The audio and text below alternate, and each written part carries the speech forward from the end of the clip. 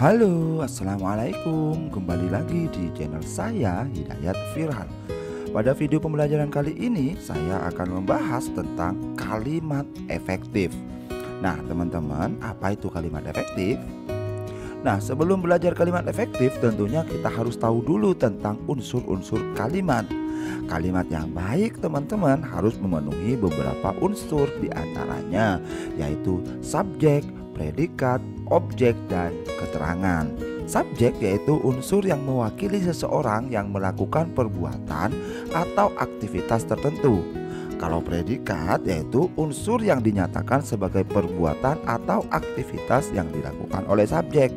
Nah, kalau objek, teman-teman, adalah unsur kalimat yang dikenai perbuatan atau tindakan oleh subjek, sama halnya dengan subjek.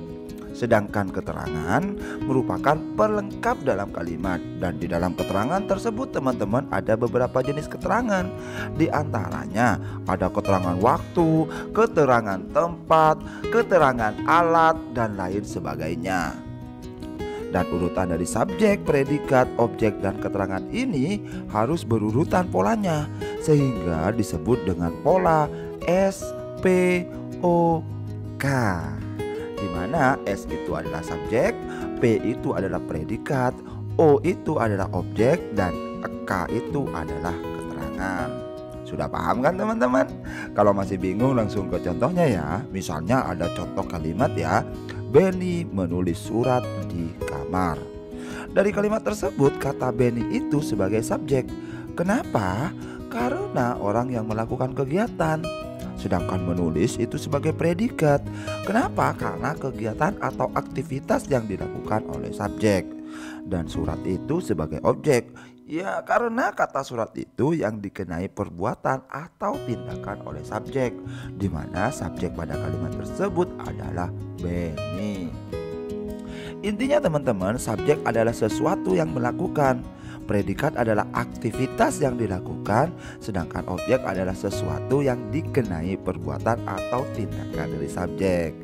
Nah, sudah paham kan, teman-teman? Kalau sudah paham, yuk kita membahas tentang kalimat efektif. Apa sih kalimat efektif?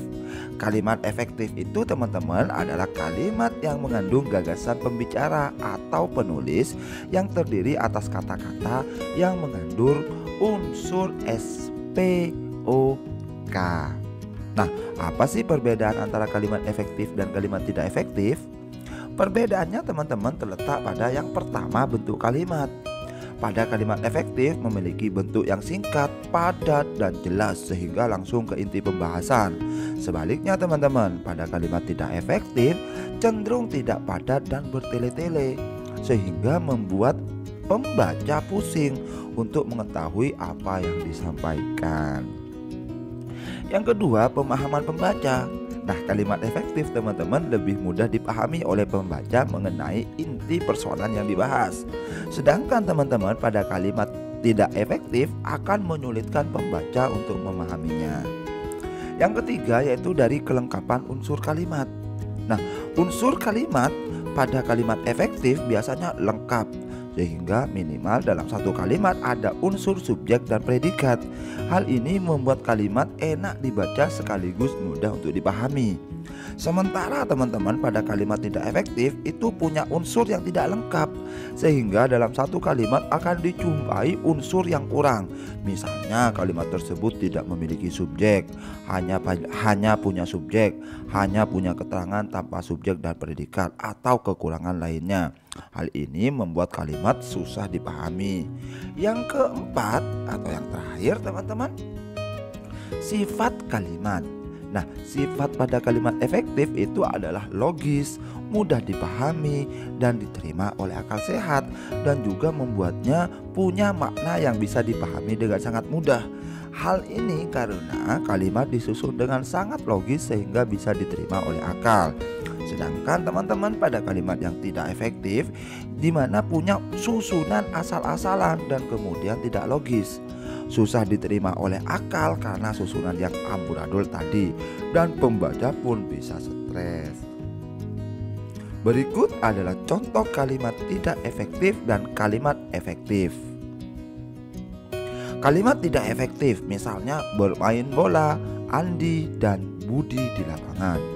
Dari kalimat tersebut teman-teman nampak amburadul, di mana pola SPOK tidak berurutan sehingga pembaca merasa kesulitan memahami kalimatnya.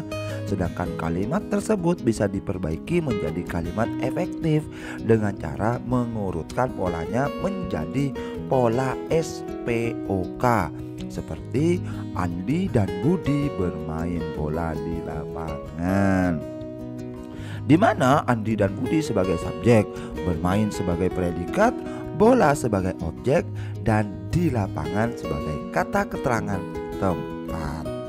Sudah paham kan teman-teman? Nah, berikut ini adalah contoh kalimat tidak efektif dan kalimat efektif.